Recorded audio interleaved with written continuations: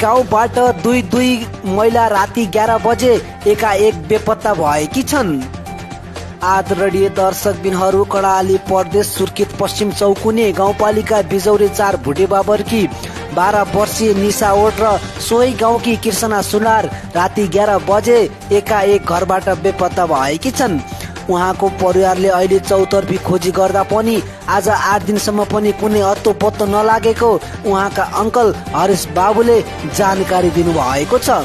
उहाँका अङ्कलका अनुसार तिनीहरूको बिहे गर्ने उमेर पनि नभएको र यदि बिहे नै गरेको भए पनि यत्रो खोजी गर्दा पनि आजसम्म केही अत्तो पत्तो लागिहाल्थ्यो, तर अहिलेसम्म कुनै अत्तो पत्तो नलाग्दा आफूहरू एकदमै आत्तिएको पनि बताउनु भएको छ।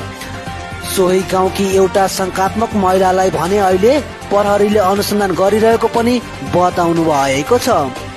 आदरणीय दर्शकबिनहरू, तपाईँले यो भिडियोमा देख्नु भएको मान्छेलाई कहीँ कतै देख्नु वा भेट्नु भयो भने नजिकैको पुलिस चौकी अथवा हामीले यो स्क्रिनमा राखेको नम्बरमा सम्पर्क गरिदिनु होला। तपाईँको एउटा शेयरले भने यी हराएको महिलाहरू भेटिन्छन् भने पक्कै पनि एउटा शेयर अवश्य गरिदिनु होला।